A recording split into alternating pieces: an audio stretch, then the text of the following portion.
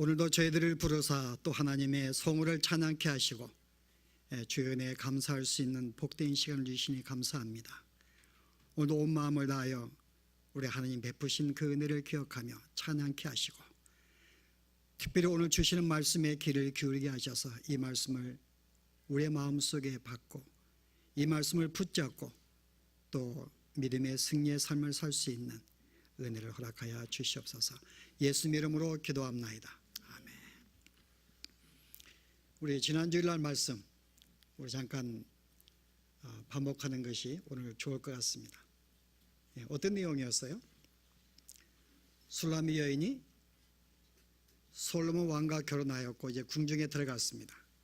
근데 행복해야 되는데 위기를 만나게 되었어요. 자, 위의 요소가 뭐라 그랬어요? 궁중의 사회가 제일 못나 보이는 것입니다. 솔로몬은 술라미 여인을 가장 사랑스럽고 아름답게 보고 있음에도 불구하고 그 자신은 궁중에 있는 다른 여인들과 비교할 때 너무나 비교가 되는 것입니다. 온종일 포도원에서 햇빛을 받으면서 정말 얼굴은 거먹게 되었고 주름살과 기미와 주근깨 맞는가요? 하여튼 그렇게 얼굴이 되어 있는데 이 궁중의 여인들은 너무나 아름다운 천사들의 모습이거든요. 그때 궁중의 여인들이 뭐라 그랬다고요? 최소한 왕비가 되었으면은 이제 거기에 왕비에 걸맞는 모습과 분위기를 갖추는 게 좋다. 이게 그들의 생각입니다. 그래서 그 순간부터 술라미 여인은 이제 이 궁중의 여인들 그들의 기대에 부응하기 위해서 자신을 가꾸게 되고 자신을 돌보게 됩니다. 제가 이것을 우리 영적인 생활로 비유했는데요.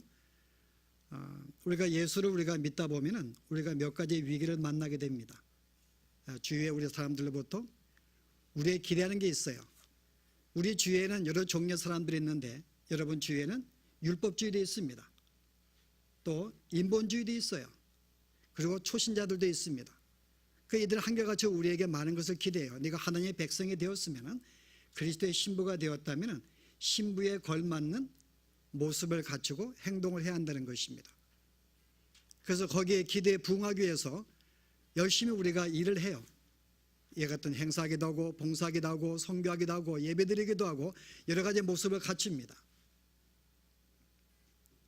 자, 그러다 보니까 진작 문제가 뭐였죠? 술라미 여인이 그들의 기회에 부응하기 위해서 외모를 가꾸다 보니까는 진작 가까이 될 신랑은 점점 잊어버리고 사는 것입니다. 가장 힘이 되는 건 신랑인데 신랑과 친밀한 교제 속에 관계 속에 있지 않냐고 어느 순간부터 다른 사람의 기대에 부응하기 위해서 자기 어떤 외형적인 어떤 행사와 활동으로 자신을 꾸며나가는 모습을 보게 됩니다. 그래서 오늘 거기에 신앙의 위기를 만나게 돼요. 저는 이 말씀 보면서 우리의 신앙생활도 마찬가지다 생각을 해요. 여러분이 예수를 믿다 보면 가장 중요한 것은 주님과의 깊은 교제입니다. 그분과 더불어 마음의 평강과 안식과 행복을 누리는, 정말 주님을 찾으면서 깊이 교제하는 게 우리의 삶의 가장 최우선순위인데요. 우리는 어느 순간부터 점점 그런 마음이 없어지게 돼요. 왜요? 다른 교회 행사에 치우치다 보니까요. 그것은 그들이 우리에게 요구하기 때문에 거기에 우리의 신앙의 이 정도의 모습을 그들에게 인정받기 위해서 우리는 외형적인 활동하다 보니까는 점점 주님과 깊은 교제가 멀어지게 됩니다. 자, 그러면 어떤 현상이 벌어질까요? 우리 영혼의 갈증을 느끼게 되면서요. 또한 사람들의 기대에 우리가 부응하지 못하게 살기 때문에 늘 원망을 듣기도 하고 손가락질을 받기도 합니다. 그럼 마음에 또 상처가 돼요. 또 마음의 상처를 받다 보면은 어느 순간부터 사람과 떨어져서 스스로 자신을 고립시키는 그런 모습도 보이게 됩니다. 이게 우리의 삶의 현장인지 모르겠네요. 우리가 열심히 일을 해봤어야지 그것 때문에 우리가 이렇게 정말 영혼이 메마른가 우리가 경험을 해야 되는 실감도 할 텐데요. 어쨌든 오늘 이 술라미 여인이 그런 위기를 만나면서 다시금 이제 필요한 신랑을 찾는 그런 모습이 오늘 등장합니다. 우리 지난 시간에 나눴던 말씀인데요. 오늘 이와 같은 신랑이 이제 찾는 이 술라미 여인의 음성을 듣고 이제 처음으로 솔로몬이 등장을 합니다. 그래서 오늘 여기 봉독한 이 8절의 말씀은 좀 이렇게 신학자마다 해석이 틀린데요. 어떤 사람은 이것은 솔로몬의 말이다라고 하는 분들도 있고, 어떤 분은 이제 삼자의 고백이다. 그러나 전통적으로는 이 삼자의 고백으로 저는 이 말씀을 보고 싶습니다. 이 술람미 여인이 굉장히 갈등과 어떤 고립 속에 있을 때에 이제 한 제3자의 음성이 들려옵니다. 그 음성이 뭐예요? 내가 만약 알지 못하거든. 지금 신랑이 지금 어디 있는지 모르는 거예요. 신랑이 지금 자기 옆에 있는 줄 알았는데 어느 순간에 신랑을 소홀히 하면서 그를 잊고 사는 것입니다. 내가 지금 신랑을 찾고 있는데 그 신랑이 어디 있는지 알지 못하거든. 두 가지 방법을 제시해요. 하나가 뭐죠? 양무리에 찾아서 그를 따라고 명합니다. 그 지금 양떼가 있는데 지금 목자가 어느 양들을 인도하고 있는데 그 양무리가 어디 있는지 찾아서 그 양무리에게 쪼이나요? 뒤를 쫓으라고 말합니다. 또 하나는요, 목자 곁에 서서 어린 염소를 먹이라고 말합니다. 두 가지 방법을 제시해요. 우리가 실은 어떤 주님과의 깊은 교제를 우리가 잊고서 영혼이 메말라 있을 때에 다시 그 관계를 회복하기 위한 방법으로 두 가지를 제시합니다. 자, 첫 번째가 뭐라고요? 첫 번째가요, 양무리를 따르라. 실은 양무리가 있는 곳은 목자가 있는 곳입니다. 우리가 이 고대 금원에 보면은 여러분이 이렇게 향기로운 냄새를 맡기 위해서는 누구 장사 옆에요? 향수 파는 장사 옆에 가까이 있으라고 말합니다. 실제 양무리가 있는 곳은 목자가 있는 것이에요. 여러분 실은 요한복음의 10장에 보시면은 주님이 이런 말씀하거든요. 내 양은 나를 안다고 말합니다. 내 음성을 알고 그리고 나를 따른다고 말해요. 실은 양무리가 있는 곳은 목자가 있는 곳입니다. 여러분이 실은 주님과 어떤 교제를 잊어버리고 어떤 영혼이 메말라 있을 때 가장 첫 번째 방법은 정말 주님과 깊이 교제 속에 있는 양무리를 찾고 그와 함께 조인하는 것입니다. 그들은 주님과 깊이 교제하고 있어요. 주님과 항상 친밀하게 교제하고 있습니다. 그 무리를 찾아서 그와 함께 교제하려는 것입니다. 그러면은 주님을 만나게 된다는 거죠. 이런 굉장히 중요해요. 여러분, 우리 신앙생활은 혼자 하는 게 아닙니다. 실은 우리가 일전에 3회에서 말씀을 나눌 때 마치 신앙생활은 하나의 벗기를 가고 가는 두 마리의 소와 같다 그랬습니다. 우리는 공동체예요. 혼자 갈 수가 없습니다. 실제 우리가 힘이 약할 때 내가 이렇게 세우기도 하고 내가 넘어질 때 이렇게 세움을 받는 이것이 공동체인데요. 교회는 그런 무리가 있다는 것이죠. 정말 주님과 깊이 교제하는 자, 그를 찾아서 함께 교제한다면 주님을 만나게 된다는 것입니다. 왜냐하면 주님은 그와 함께 있으니까요. 저는 이 말씀 보면서요, 신앙생활 한 가지 비결이 있지 않을까. 우리는 종종 예수를 믿다 보면 신앙생활을 혼자 하기가 쉽습니다. 내가 주님과 나의 둘만의 관계 속에서 다른 사람은 이렇게 별로 생각지 아니하고 혼자서 주님을 열심히 믿는 그런 경향이 있습니다만은 그러나 그것은 좀 어린 자의 신앙이죠. 성숙한 자는 남을 돌봅니다. 내 위치가 굉장히 중요한 거예요. 내가 어떤 모습을 갖느냐에 따라서 형제에게 힘을 주기도 하고 형제에게 아픔을 주기도 합니다. 왜냐하면 혼자가 아니니까요.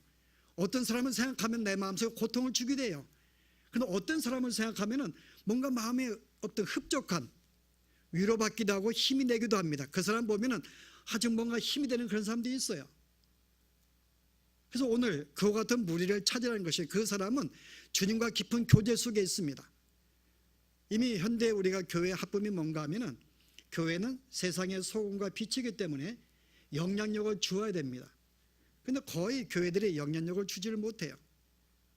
때로는 소금과 빛의 어떤 구분된 삶을 보이는 것보다는 세상과 세속화가 되었기 때문에 그들과 전혀 구분이 안 됩니다. 그럼에도 불구하고요, 이와 같은 삶 속에 세상의 빛과 소금으로 사는 자들이 있습니다. 세상에 영향력을 주는 사람이 있고 주님과 깊은 교제 속에서 참된 평강을 주는 자들이 있습니다. 오늘 그 무리를 찾아서 함께 교제한다면 그에게 영향을 받고 함께 주님을 발견하게 된다는 것입니다. 또 하나의 방법이 뭐죠? 목자 곁에 서서 어린 양을, 어린 염소를 먹이라고 말합니다. 이 말씀 생각하면은 예수님이 그 베드로에게 찾아오셔 주신 말씀이 기억나요. 3번이나 부인했는데 그에게 찾아오셔서 하시는 말씀, 네가 나를 사랑하느냐? 3번 묻습니다. 그래서 그걸 통해서 먼저 확인하는 것이 베드로가 정말 주님을 사랑하는가를 확인시켜 주십니다. 정말 베드로는 주님을 사랑했거든요. 그건 사실입니다. 정말 사랑을 했는데 자기의 육신이 조금 앞섰기 때문에 주님을 부인하는 시선이 있었지만 정말 사랑하는 마음이 있었어요. 그 주님의 그 사랑을 확인한 다음에 뭐라 그래요? 그렇다면은 정말 네가 나를 사랑한다면은 나에게 어린 양을 먹이라고 명령합니다. 오늘 같은 내용이죠. 왜 이 말씀하셨을까요? 어린 양을 먹이라. 어린 양을 먹이는 방법이 바로 그 삶이 주님을 만나는 길입니다. 왜요? 여러분, 교회는 주님의 몸된 교회입니다.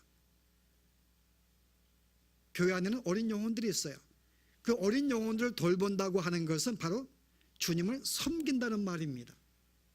어린 양무리들 그들을 내가 이렇게 함께 섬기며 그들의 필요한 것을 공급하고 그들의 영혼을 어루만지는 것은 즉 주님과의 어루만짐, 주님과의 교제를 의미합니다.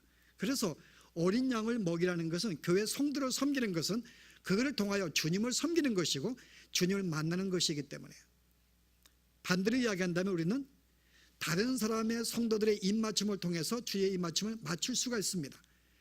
내가 어린 성도들에게 내가 입맞춤을 통하여 주님과 입맞춤을 가질 수가 있는 거예요. 그래서 교회와 성도를 섬기는 걸 통해서 너는 주님을 만날 수 있다고 생각을 합니다. 말씀을 하고 있습니다. 그 실제 내가 주님과의 깊은 교제 속에서 어떤 기도와 말씀을 통해 만날 수도 있지만은 어린 성도들을 섬기며 그들과 함께 교제하고 그들의 어떤 영혼을 내가 함께 인도함을 통해서 내가 주님을 입맞춤을 통하고 주와 교제할 수 있는가, 이 두 가지 사건을 우리에게 소개하고 있습니다. 그래서 오늘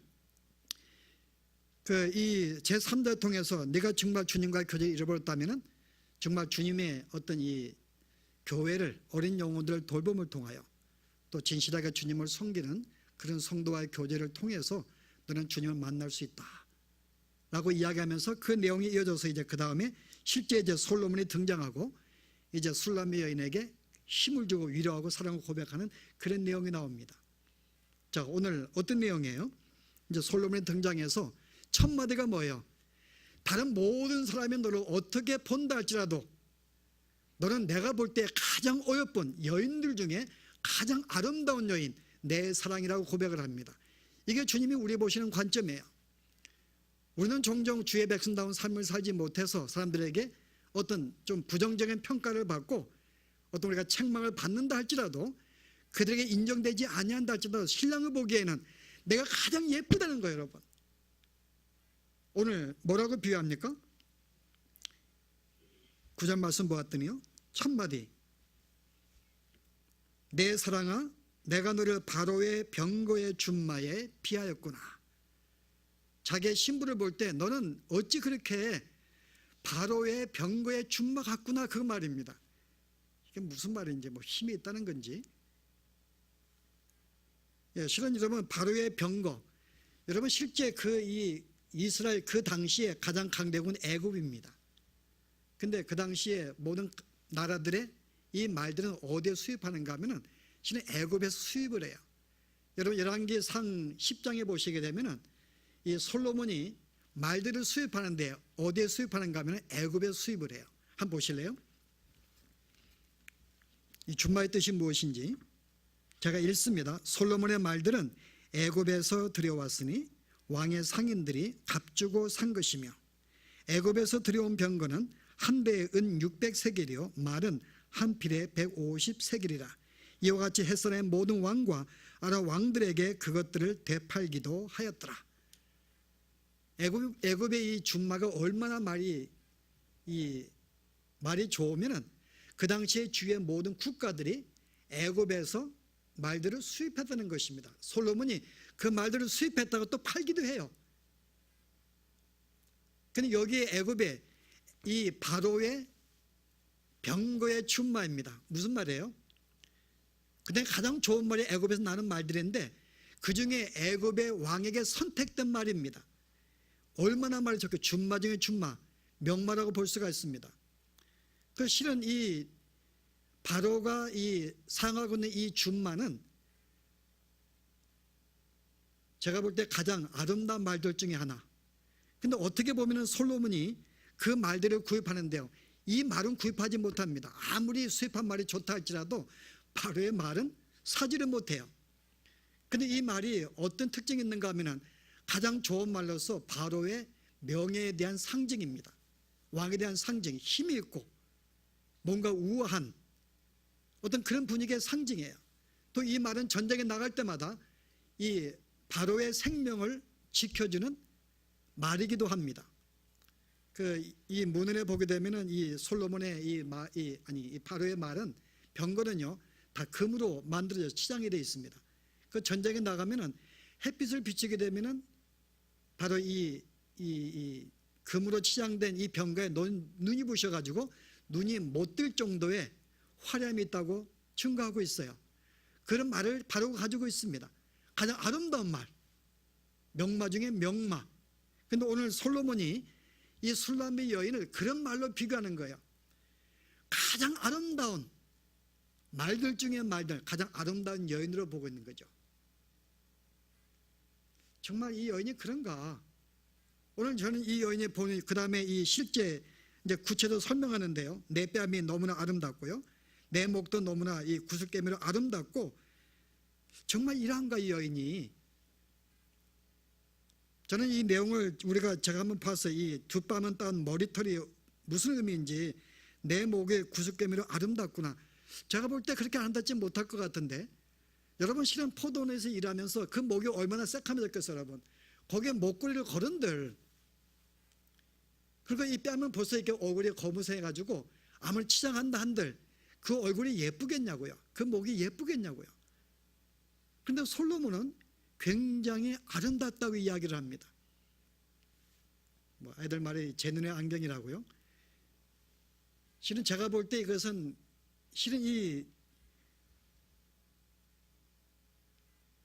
여인의 아름다움이 아니라 이 솔로몬이 얼마나 그 여인을 사랑하고 있는가를 볼 수 있는 점인데요.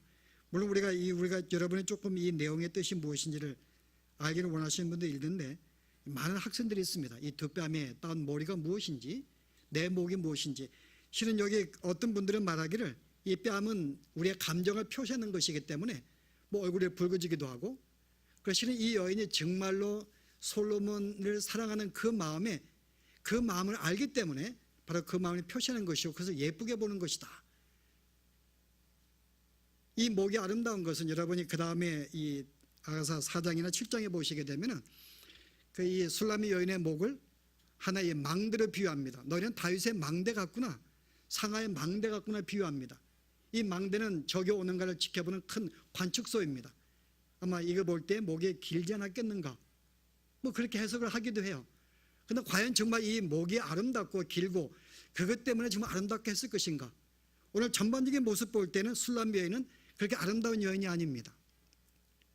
그 얼굴은 거무스럽고 스스로가 그 뭐라 그래요? 다른과 비교할 때 위축이 되는 것? 자존감.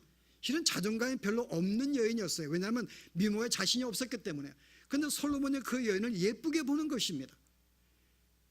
정말 이 애굽의 모든 이 말보다, 가장 아름다운 말보다 더 아름다운 여인이라는 거죠. 여러분 왜 그럴까요 여러분? 이게 하나님의 심정입니다 여러분. 하나님 볼 때에는 그 교회가 너무나 아름다운 거예요. 실제 우리의 모습은 여전히 죄악 가운데 있고, 여전히 정말 검은 얼굴같이 죄악 가운데 투성이에 산다 할지라도 주님 보시기에는 너무나 우리가 아름다운 모습이라는 거죠. 왜요? 우리가 예뻐서 예쁜 게 아닙니다. 여러분이 로마서 9장에 보시면은 이삭이 두 아들을 낳는데요, 쌍둥이를 낳습니다. 바로 에서와 야곱이에요. 근데 어떤 말씀을 해요? 이미 내가 그들을 낳기 전에 내가 한 해를 더 사랑했다고 이야기합니다. 그들이 어떤 선이나 악을 행하기 전에 내가 그들을 사랑해서 낳을 것으로 만들었다고 이야기를 합니다. 여러분 실은 이 야곱이 뭐 예뻐서 선택받은 게 아니에요. 선을 행하기 전에, 하나님의 임의적인 당신의 사랑으로 그를 예쁘게 보신 것입니다. 우리가 로마서 5장에 볼 때에도 우리가 아직 죄인 되었을 때 주님이 우리를 사랑했다고 이야기합니다. 그의 아들을 보내어서 십자가에 달려 죽게 만들므로써 당신이 우리를 얼마나 사랑하는지를 확인시켰다고 말합니다. 실은 오늘 이 술람의 여인의 이 아름다움의 표정은 주님이 우리에 대한 그 마음이에요. 우리 스스로 볼 때는 아름답지 못하고 죄악투성이고 부족하다 할지라도 여전히 하나님은 우리를 굉장히 아름답게 보시는 것, 무조건적인 사랑이죠. 그것 때문에 오늘 이 여인은 아름답게 비춰지는 것입니다. 그런데 거기다 끝나지 않고요, 10절에 보았더니 내 두 뺨은 따온 머리털로 내 목은 굿더미로 아름답구나. 우리가 너를 위하여 금사슬에 은을 박아 만들리라. 오늘 이 말씀은 좀 해석이 필요한데요, 단순히 어떤 당신의 문헌 가운데서 이 말씀이 뭘 의미하고 있는지 함께 우리 보도록 하십시다. 실전 말씀이에요. 내 두 뺨은 딴 머리털로. 지금 이 뺨이 있는데 뺨이 여기에 지금 이 머리털로 장식된 두 지금 머리털이 지금 머리끼리 내려오고 있습니다. 우리가 이렇게 문헌의 이 원래 해석 보면요, 노를 쓰다 그런 뜻이에요. 노를 쓰다. 노를 쓴다는 말은 그 면사포와 같은 것인데요, 당시에 신부들이 결혼할 때에 이 면사포는 신랑만이 벗겨집니다. 한국과 똑같죠. 한국에 옛날에 결혼할 때 그 면사포는 신랑만이 벗겨집니다.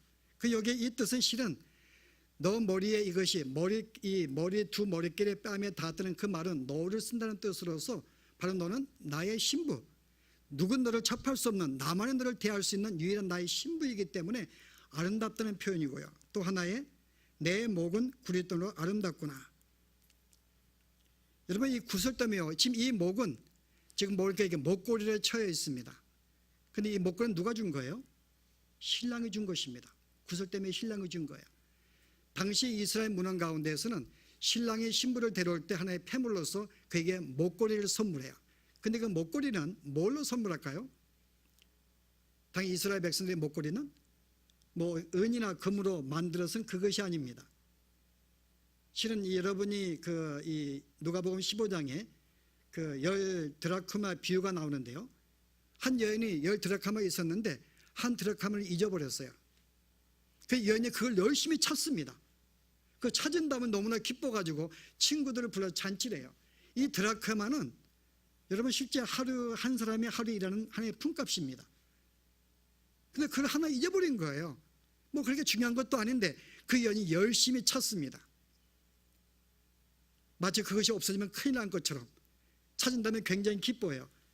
여러분, 당시 여러분이 문헌을 좀 이해할 필요가 있는데요, 이스라엘 백성들은 결혼할 때 신부에게 목걸이를 선물하는데 드라크마를 끼워가지고 선물을 해요. 10개를 끼워서 선물하기도 하고 100개를 끼워 선물하기도 합니다. 여기 10이나 100은 완전수기 때문에 그것을 끼워서 그에게 목걸이로 선물하는 거예요. 이게 폐물입니다. 그럼 뭘 말하는가 하면은 내가 당신의 폐물을 줌으로써 이것을 목걸이로 거는 순간 당신은 나의 것이라 그 말이거든요. 근데 이 여인이 하늘을 잊어버린 거예요. 내가 신부의 증표인데, 사랑의 증표인데 하늘을 잊어버린 것입니다. 그래서 큰일 난 거예요. 왜냐하면 당시에는 신부가 조그만 신랑에게 못 보여도 이렇게 이혼의 대상이 되는 그런 시대였기 때문에요. 뭐 조그만 내가 신랑이 아끼는 그릇을 깨웠다, 그럼 이혼 대상이 됩니다. 내가 아끼는 뭐 이렇게 액자가 조금 먼지가 묻었다, 관리 못한 것도 이혼의 대상이 되는 거예요. 그런데 신랑이 받은 폐물로 받은 하나의 드라크마 목걸이 잊어버린 것입니다. 마땅히 이혼감이죠. 그래서 이 여인이 급해가지고 이 반지를 이 드라크마를 찾는 거예요. 근데 오늘 여기 뭐라 그래요? 오늘 내 목은 내가 너에게 준 이 드라크마 10개의 드라크마로 낀 이 목걸이 같구나 그 말입니다. 내 소유기 때문에요. 내가 너에게 사랑에 애정표를 준 내 선물, 바로 너는 나의 소유, 나의 것이기 때문에 예쁘다 그 말입니다. 너는 내 것이라 그 말이에요. 왜요? 내 피값 산 나의 것이기 때문에. 영원한 신부입니다. 그래서 귀하고 예쁘다는 것입니다. 근데 그 다음에 뭐라 그래요? 10절에 내 두 뺨은 따온 머리털, 아니 우리가 너를 위해서 금사슬의 은을 박아 만들 것이다. 내가 너를 위해서 뭔가 만들어 줍니다. 금사슬의 은을 박아. 영어 성경 뭐라 그랬어요? Earrings of gold studded with silver. 은으로 박혀 있는 금 귀고리입니다. 내가 은으로 박힌 내가 이 귀고리를 만들어서 너에게 선물을 할 것이라고 이야기를 합니다. 금은 일반 성경에서 금은 구속을 의미합니다. 여러분이 실은 이것을 귀고리를 만들어 가지고 신부의 귀고리 내가 끼워주겠다고 의미를 해요. 여러분 이것은 당시의 문화를 이해할 필요가 있는데요. 여러분 실은 귀고리를 뚫리고 고리를 꿰는 것은 아무나 할 수 있는 게 아닙니다. 특별히 종들이 어느 주인에게 내가 속박이 되어서 막 20년의 계약동이 종이 되었습니다. 계약이 끝나서 종이 풀려나게 되는데 이 종이 스스로 내가 당신의 영원한 종이 되겠습니다. 그럴 때에는 그의 귀를 뚫어서 거기에 귀를 끼워줍니다. 그것은 내가 자원하여 당신의 사람이 되겠습니다 라는 뜻의 고백이에요. 오늘 그 내용에 담겨 있는 것입니다. 오늘 내가 내 신부기 때문에 뭐예요? 내가 너를 영원한 나의 소유로 만들 것이다. 내가 영원한 나의 신부로 너를 만들어 갈 것이다. 아름다운 신부의 모습으로 만들겠다는 여기에 신랑의 약속이 담겨 있는 거예요. 너는 정말 나의 소유인데 나의 것인데 내가 너를 아름답게 만들어 갈 것이다 라고 하는 신랑의 고백이 담겨 있는 것입니다. 그래서 오늘 이 내용들은 오늘 술람비 여인이 가장 정말 이게 신랑이 너무나 그리웠어요. 오늘 등장부터 신랑을 찾습니다. 너무나 그리워합니다. 신랑이 없기 때문에요. 그런데 오늘 여기에 걸맞게 신랑의 그 목소리, 애절한 그 신부의 소리를 듣고 나타나서 정말 아름다운 신부야 라고 너는 나의 것이고 나를 영원 나의 동반자로 만들어 갈 것이다 라는 고백을 여기 하고 있습니다. 자, 우리가 영적으로 이게 뭘 교훈하고 있을까요, 여러분? 저는 첫 번째 한 가지 가질 교훈은요, 저는 신랑과 신부의 이 아름다운 대화를 함께 나누고 싶습니다. 그가 너무나 자기의 외모를 꾸미는 일에 신경을 쓴 나머지 신랑을 잊어버렸고 신랑과의 모든 대화가 단절되어 버렸어요. 그 순간부터 그는 영적인 어떤 갈증과 갈급함을 느끼게 됩니다. 여러분 실제 우리가 이 부부 생활도 마찬가지잖아요, 그죠? 종종 우리가 사랑이 냉랭할 때가 있습니다. 그 이유가 뭘까요? 여러분은 냉랭해 보지 않아서 잘 이렇게 실감 못할 수가 있는데 냉랭한 가정 한번 손 들어 보실래요? 여러분 실제 우리가 지금 지원자만 결혼하고 들어왔는데 여러분 결혼 전에는 사랑하는 애를 만나면 헤어지고 싶지 않습니다. 여러분 그렇잖아요. 데이트하신 분들 왜 이렇게 할 말이 많은지 내 마음을 나누고 싶고 이야기하고 고백하고 싶고 도저히 놓고 싶지 않는 거야.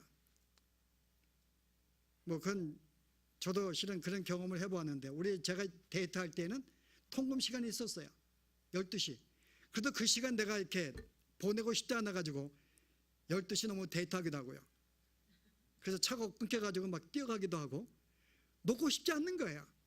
근데 결혼한 다음부터는요, 서서 애를 낳으면서 결혼하면서 서서 시간 가면서 점점 대화의 시간이 없어져요. 별로 이렇게 만나서 교제하는 시간이 별로 없습니다.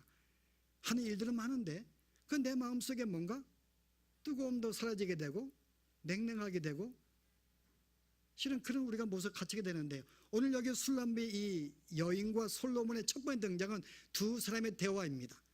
신랑을 찾고 싶어하고 대화하고 만나고 싶은 그 사랑의 고백을 하고 있으면서 신랑 또한 내 사랑하는 여인을 고백하는 이 모습 보면서요, 이게 가장 정상적인 우리가 신앙의 모습인데 오늘 우리의 삶이 저는 부부관계 볼 때에도 이런 삶이 우리에게 좀 부족하지 않는가. 정말 내 사랑하는 여인이라는 이 고백이, 우리 한국 사람들은 그 말 들으면 좀 민망하기도 하죠. 원래 고백이 약하기 때문에요. 이제 결혼하고 오래 살게 되었는데 마음으로 사랑하는데 굳이 고백까지 할 필요가 뭐가 있는가. 이게 남자들의 고백입니다. 마음으로 사랑하고 있는데 근데 어느 순간부터 우리가 입술로 고백하는 그 순간이 없는 순간부터는요, 뭔가 남편과 단절되어 있고 뭔가 마음이 좀 이렇게 냉랭하고 뭔가 그런 삶이 우리에게 발견되기도 해요. 고백이 없기 때문에. 여러분 신앙생활은 마찬가지예요. 처음 우리가 예수를 믿을 때 얼마나 우리 마음이 뜨거운지요. 날마다 주님을 찾고 뜨거워하고 고백하고 감사하고 정말 우리 마음속에 뜨거움이 항상 있었어요. 근데 오늘 어느 순간 예수를 오래 믿으면서요, 점점 고백의 시간들이 적어집니다.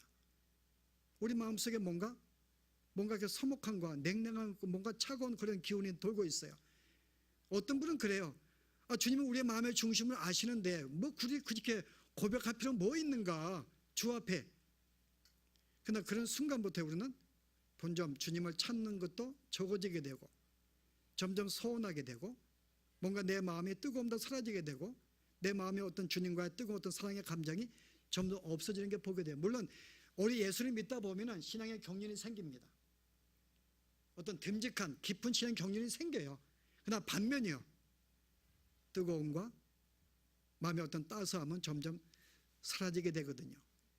저는 오늘 이 말씀을 보면서요, 마치 우리의 신앙생활도 오늘 술람비 여인이 실제 어떤 이 결혼을 하는 순간에 외부의 기대에 부응하기 위해서 그런 점점 신랑을 잊어버리고 자기 어떤 외적인 행동을 통해서 자기의 신분을 갖추는 그 모습을 통해서요, 신랑을 잊어버린 것, 이게 오늘 우리의 모습도 아닌지, 저는 그런 점에서는 오늘 이 1장의 스타트가 두 사람의 갈망과 신앙의 고백, 그렇다면 오늘 우리도 주 앞에서 이런 우리가 이렇게 신앙의 모습 이전에 부부의 관계도 마찬가지죠. 이건 둘 다 되니까 힘든데, 그죠? 부부의 관계 마찬가지입니다. 서로 고백하시고 서로 마음을 나누면서 우리의 신앙을 고백하는 것, 신앙생활도 마찬가지로 정말 주 앞에 여러분 기도하는 것 굉장히 중요합니다. 우리가 유일하게 주 앞에 우리가 대화하고 우리의 마음을 나누는 것은 말씀과 기도의 시간들이에요. 이런 기도를 통해서 우리는 주님을 찾습니다. 주님, 여기 내가 있나이다. 주님 사랑합니다. 고백했는데요, 우리 어느 순간부터 기도가 사라질 때에는 내 마음속에 점점 주님을 잊어버리게 되고, 예수를 믿기는 믿는데 주님과 깊은 교제가 없는 거예요. 그래서 오늘 우리가 이 말씀을 기억하면서요, 두 사람의 깊은 대화의 과정, 이게 오늘 우리가 잊어버린 그런 것이 아닌지, 주님을 찾으시고 대화하시고 다시 우리가 잃었던 그 사랑을 회복하시는 이런 삶이 되어지기를 바랍니다. 기도하십시다. 하나님, 오늘 저희들이 주님을 섬기면서 어느 순간 우리의 마음이 주님과의 관계가 소원해지고 뭔가 친밀함이 사라지고 깊은 대화가 없으면서 우리 마음의 냉랭함과 뭔가 메마른 심령 갖게 된 것을 주 앞에 고백합니다. 우리가 주님을 섬길 때에 외부 사람들의 어떤 율법적으로 인본적으로 우리에게 무엇인가 행하기 원할 때에 그 기대에 부응하기 열심히 일을 하고 있지만은 그런 순간부터 주님과의 교제가 소홀해져서 우리 마음이 많이 냉랭함을 갖게 되었음을 주 앞에 고백합니다. 오늘 술람비 여인의 진정한 마음의 기쁨과 행복과 그 마음의 따스함은 참으로 솔로몬 왕을 만날 때 그것인 줄 알고 그 왕을 찾고 간구했던 것처럼 오늘 저희도 신랑을 찾습니다. 날마다 주님을 찾는 삶을 갖게 하시고 말씀과 기도를 통하여 주님과 날마다 교제하게 하시며 이를 통해 주님의 그 음성을 통하여 그의 손길을 통하여 우리의 마음이 따스함을 회복될 수 있는 은혜 허락하여 주시기를 원합니다. 오늘 주신 말씀에 따라서 우리가 신앙이 냉랭하고 우리가 외롭고 고립되고 우리가 상처를 받을 때 하나님 참으로 주님과 깊이 교제하는 믿음의 성도들을 만나라 했는데 주님, 우리가 성도들과 깊이 교제하게 하시고 그들을 통하여 함께 신앙을 회복하게 하시며 주님 만날 수 있는 은혜도 허락하여 주시기를 원합니다. 저희들의 삶이 우리의 신앙의 개인으로 끝나지 아니하고 우리의 삶이 형제들에게 하나님의 입맞춤을 줄 수 있는 귀한 손길과 삶이 되어서 저들을 통하여 주님의 사랑이 증거되고 주님의 따스함이 증거되어 힘을 주고 용기를 주고 삶에 주님을 온전히 따르게 하는 생명을 줄 수 있는 또한 저희들의 삶이 되어지도록 성김이 되도록 축복하여 주시옵소서. 예수 이름으로 기도합나이다.